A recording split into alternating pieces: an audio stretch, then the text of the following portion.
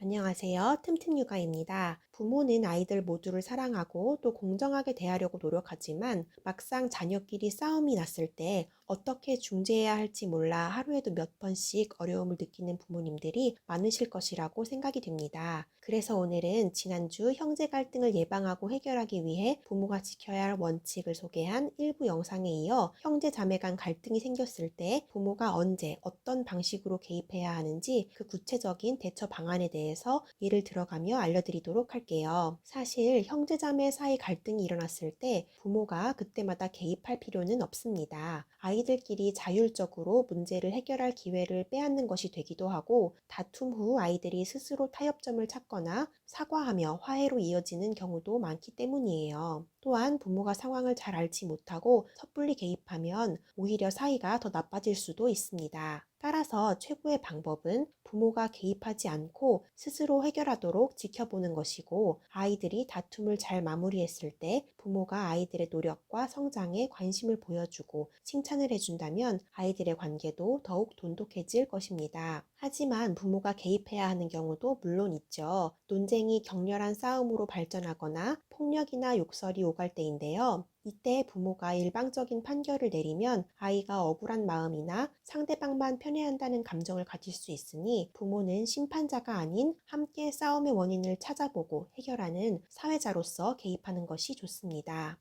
싸움이 격해졌다고 판단되면 일단 한 아이씩 방에 데리고 가 싸움의 원인이 무엇인지, 그리고 어떤 기분인지, 앞으로 어떻게 하고 싶은지 등을 물어보고 아이의 욕구를 파악하세요. 그리고 두 아이의 생각을 모두 들은 다음 싸움의 원인이 무엇인지 또 문제가 무엇인지 분명하게 알려주고 각자에게 생각할 시간을 줍니다. 그리고 그 후에도 여전히 부정적인 감정이 남아있는지 확인한 후 함께 해결할 방법을 찾도록 도와주시는 것이 좋은 방법입니다. 유능한 사회자처럼 둘 사이에 벌어진 일에 대해 이야기하도록 격려하고 아이들이 서로를 이해하고 타협안을 도출할 수 있도록 지도하는 것이죠. 또 갈등 상황이 더 심화되지 않도록 때로는 긍정적인 언어와 유머를 사용하는 것도 아주 좋은 방법입니다. 예를 들어 엄마가 동생에게 건네는 주스를 형이 장난스럽게 가로채 동생이 울기 시작했습니다. 엄마가 주스를 다시 따라줬지만 여전히 아이는 웁니다. 큰아이의 행동이 바람직한 행동은 아니었지만 이때 엄마가 화를 내고 아이를 야단친다고 나아질 것은 없습니다. 이때 필요한 것이 엄마의 유머 감각이에요. 저런, 뭐가 나타난 거지? 번개맨인가? 주스를 번개맨에게 뺏기고 말았네? 라고 연극하듯 말하며 히히 하지만 이건 몰랐지. 나에게 또 다른 주스가 있다는 걸. 그 주스는 동생에게 양보하고 이걸 재빨리 빼앗아 보세요. 번개맨 맛있습니까? 그래도 다음번에는 빼앗지 말아 주십시오. 라며 형이 자연스럽게 갈등을 해소해 나갈 수 있도록 상황극을 만드는 것이죠. 또 전동 리클라이너를 로봇이라고 부르며 먼저 앉겠다는 형제 앞에서는 나도 앉고 싶었는데 잘 됐군. 둘이 싸우느라 정신없으니 내가 앉아야겠다. 안 돼. 아빠를 막자. 아빠가 우리 자리를 차지하려고 해. 알았어, 형. 내가 막을게. 분하다. 형제가 힘을 합치니 너무 강해서 이길 수가 없네.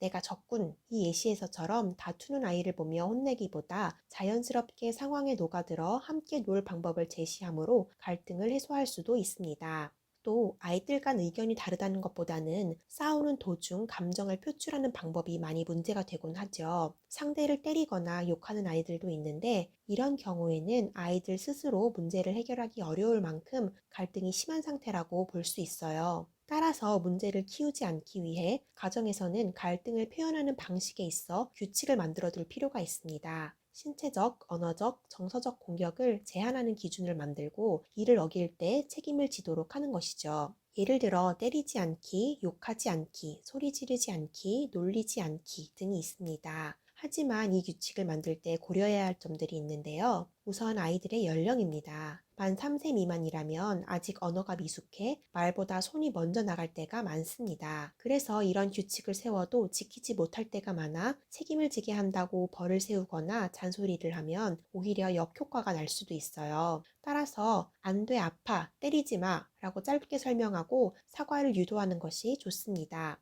또 한 가지 주의점은 해서는 안 되는 규칙만 강조하다 보면 이질적으로 순하고 여린 아이들은 부모 앞에서 형제 간 갈등을 드러내면 안 된다고 생각할 수도 있다는 것이에요. 그리고는 자신의 감정과 욕구를 참다가 결국 상처를 받고 또 이를 치유하지 못해 감정이 곪고 폭발할 수도 있습니다. 그러니 형제자매 사이 갈등이 이 규칙으로 인해 묵혀져서는 안 되며 반드시 해결되어야 함을 유념해야 합니다. 부모하지 않기라는 규칙 외에도 가족의 규칙을 만들어 아이들의 다툼을 미리 예방할 수도 있는데요. 하나의 장난감을 가지고 서로 놀겠다고 하는 경우, 또 스마트폰으로 서로 좋아하는 영상을 보겠다고 싸우는 경우, 그때그때 애매하게 정해줄 것이 아니라 규칙을 통해 결정한다면 아이들은 갈등 없이 원하는 욕구를 충족할 수 있습니다.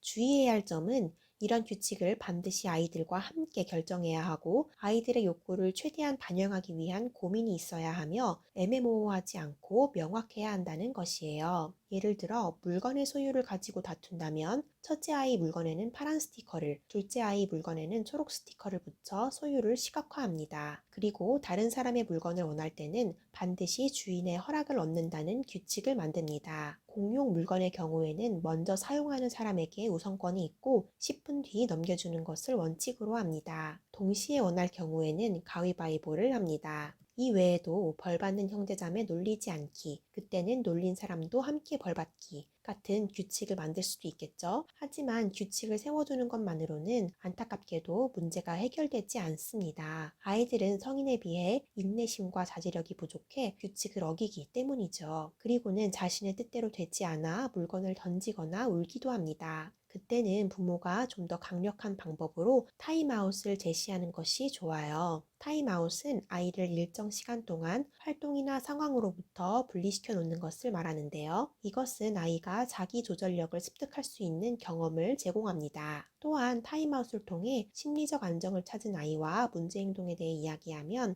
해결 방법을 찾기가 좀 더 수월해집니다. 올바른 타임아웃의 예시를 보여드릴게요. 동생이 형이 사용 중인 카드 장난감을 달라고 조릅니다. 형이 안 된다고 하자 엄마는 동생에게 형의 물건은 허락을 받아 사용할 수 있다고 규칙을 설명해 줍니다. 그럼에도 동생은 카드를 빼앗고 구기며 발버둥을 칩니다. 엄마는 규칙은 지켜야 하는 것이라고 얘기하고 동생의 손에서 카드를 빼 형에게 돌려줍니다. 하지만 동생은 여전히 심하게 때를 쓰며 소리를 지릅니다. 이때 엄마는 화가 많이 났구나. 소리 지르면 엄마가 너에게 말을 할 수가 없어. 계속 소리 지르면 생각하는 자리에 가게 될 거야. 라고 말합니다. 그러나 아이는 계속해서 소리를 지릅니다. 그러면 엄마는 이제 생각하는 자리로 가야겠구나 라고 말하며 아이를 데려갑니다. 그리고 진정되면 나갈 수 있다고 말해줍니다. 연령에 따라 3에서 6세 유아는 1, 2분이 적절하고 학령기 아동은 5분이 적당합니다. 이는 아이가 조용히 있는 시간만을 의미하며 소리 지르는 시간은 포함하지 않습니다.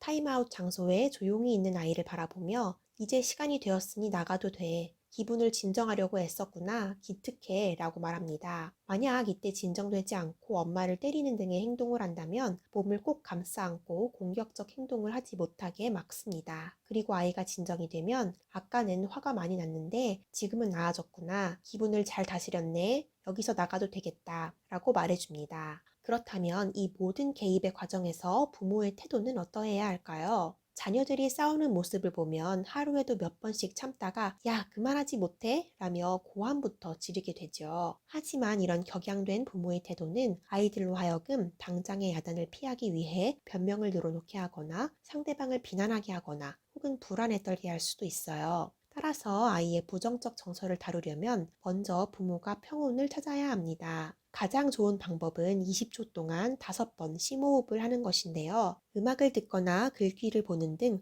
어떠한 것이든 마음을 진정시키는 데 도움이 되는 것이라면 아이들에게 다가가기 전에 실행해 보세요. 형제자매 간 갈등을 다루기 위한 부모의 개입은 결론적으로 아이들이 부모를 모범 삼아 갈등을 해결하는 방법을 알려주기 위함입니다. 그러니 단호하면서도 침착한 목소리로 함께 갈등을 해결할 방법을 논의하시는 것이 좋습니다. 앞서 말했듯이 아이들끼리 서로 발로 차며 몸싸움을 벌이거나 욕설이 오가면 반드시 부모가 개입해야 합니다. 하지만 아주 위급한 상황이 아닌 이상 흥분해서 반응할 필요는 없습니다. 부모가 섣불리 개입하며 흥분하는 모습을 보이면 아이들은 별일도 아닌 것을 위급 상황이라고 인식하고 타인의 사소한 행동도 적대적으로 해석하거나 확대 해석하는 습관이 길러질 수 있기 때문이에요. 그러니 우선 부모 본인의 마음을 잘 가라앉히고 싸우고 있는 아이들을 한 명씩 떼어 안전한 장소로 옮긴 후 앞서 언급한 방법대로 유능한 사회자처럼 아이들이 서로를 이해하고 타협안을 도출할 수 있도록 지도해 주세요.